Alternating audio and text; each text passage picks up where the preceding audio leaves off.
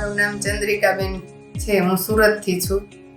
મને ઘૂંટણની બહુ તકલીફ હતી અને ગાદી ફાટી ગઈ એવું બધા ડૉક્ટરો કહેતા હતા. મેં ઘણા ડૉક્ટરોની સારવાર લીધેલી હતી, ઘણી જગ્યાએ ટેબ્લેટ પણ લીધેલી હતી, તો એ સારું નહોતું થતું. અને ઘણી લેસર ટ્રીટમેન્ટ પણ લીધેલી હતી, તો પણ સારું નહોતું થતું. મેં માયો હેલ્થ કેરમાં તપાસ કરાવી તો એ લોકોએ કીધું કે કંઈ ઓપરેશનની જરૂર નથી કે કોઈ ટ્રીટમેન્ટની જરૂર નથી, હું અહીંયા 15 દિવસમાં સારવાર કરીને તમને સાજા કરી દઈશ. તો મને એવું ફીલ થઈ ગયું કે નહીં, મારા પગ એકદમ સારા જ થઈ ગયા છે અને સરસ થઈ ગયું અને ફિટ થઈ ગઈ. અને હું અત્યારે 10 દિવસની ટૂરમાં જઈ આવી અને વૈષ્ણવ દેવી ચડી આવી પણ જાતે જ.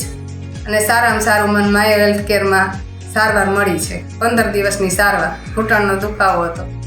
મારું નામ મુકેશભાઈ ગોવિંદભાઈ ભાવસાર. હું ચલથાણ રહું છું, તાલુકો પલસાણા, ડિસ્ટ્રિક્ટ સુરત. મારે ઘૂંટણની બહુ તકલીફ થઈ ગઈ હતી, ચલાતું પણ નહીં હતું.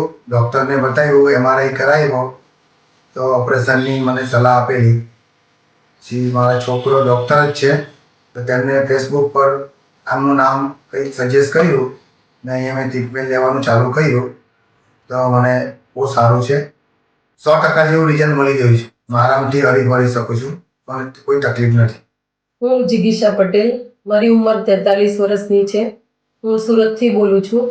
હું એક ટીચર છું અને સ્કૂલમાં ચાલતા ચાલતા પડી ગઈ હતી, જેથી મને ડાબા ગોઠણમાં ખૂબ જ દુખાવો થયો હતો. 50% લિગામેન્ટ અને ફાઈબર ફાટી ગયા હતા, જેથી હું પલાઠી પણ વાળી નહોતી શકતી.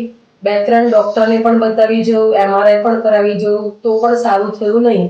મને માયો હેલ્થ કેરમાં આવ્યા પછી ખૂબ જ સારું છે. અત્યારે હું પલાઠી પણ વાળી શકું છું, ઊભા પગે પણ બેસી શકું છું, જે મને 14 જ ટ્રીટમેન્ટમાં ઘણું સારું થઈ ગયું છે.